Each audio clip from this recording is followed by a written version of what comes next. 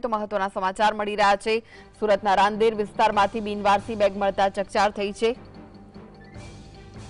તો સુરતના રાંદેર વિસ્તારમાંથી બિનવારસી બેગ મળી છે। પોલીસ અને બોમ્બ સ્ક્વોડ દ્વારા તપાસ હાથ ધરવામાં આવી છે।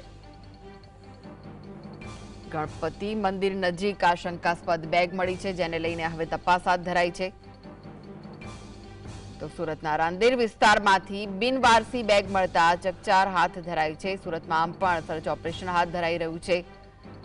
તમામ જગ્યાએ પોલીસ દ્વારા તપાસ કરવામાં આવી રહી છે, ત્યારે પોલીસ અને બોમ્બ સ્ક્વોડ દ્વારા તપાસ હાથ ધરાઈ છે। આ બિનવારસી ગેંગ બેગને લઈને ગણપતિ મંદિર નજીક શંકાસ્પદ બેગ મળી આવી છે।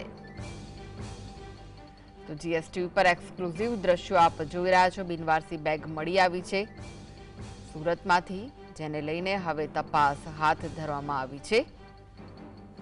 બોમ્બ સ્ક્વોડ અને ડોગ સ્ક્વોડ દ્વારા તપાસ હાથ ધરાઈ છે। જીએસટી ઉપર એક્સક્લુઝિવ દ્રશ્યો આપ હાલમાં જોઈ રહ્યા છો।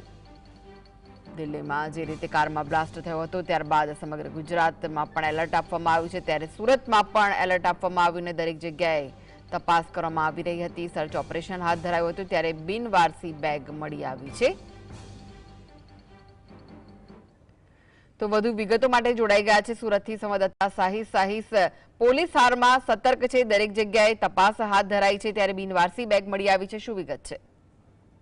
બિલકુલ તે જે રીતના રાંદેર પાલનપુર રોડ પરથી બિનવારસી બેગ મળી આવી છે, તેના આપણે દ્રશ્યો બતાવવાનો પ્રયત્ન કરી રહ્યા છે કે હાલ જે બેગ મળી આવી છે, ત્યારે બોમ્બ સ્ક્વોડની ટીમ અને ખાસ કરીને રાંદેર પોલીસની ટીમ દ્વારા હવે તપાસ શરૂ કરવામાં આવી છે। આ જે બેગના દ્રશ્યો જોવા મળી રહ્યા છે કે હાલ અત્યારે પોલીસ દ્વારા તપાસ કરવામાં આવી રહી છે। આજે શંકાસ્પદ બેગ મળી આવતા કંટ્રોલ રૂમને જાણ કરવામાં આવી હતી અને તાત્કાલિક ધોરણે બોમ્બ સ્ક્વોડની ટીમ અને ખાસ કરીને રાંદેર પોલીસ સ્ટેશનનો સ્ટાફ જે છે તે ઘટના સ્થળે પહોંચ્યો હતો અને હાલ જે બિનવારસી બેગ જે મળી આવી છે, તે અત્યારે પીઆઈ કક્ષાના અધિકારીએ જણાવ્યું છે કે આ વેસ્ટેજ બેગ હોવાનું અત્યારે સામે આવી રહ્યું છે, પરંતુ તપાસ કરવામાં આવશે કે જાહેર રોડ પર અને ખાસ કરીને બિનવારસી કોણ મૂકી ગયું હતું તેની પણ પૂછપરછ જે છે તે કરવામાં આવશે। પરંતુ જે રીતના બેગ મળી આવી હોવાના સમાચાર જે છે મળતાની સાથે જ પોલીસની ટીમ ઘટના સ્થળે પહોંચી હતી। અત્યારે જોઈ શકાય છે રાંદેર પોલીસ સ્ટેશનનો સ્ટાફ જે બેગને લઈને અત્યારે તપાસ જે છે તે કરવામાં આવી રહી છે અને ખાસ કરીને બોમ્બ સ્ક્વોડની ટીમ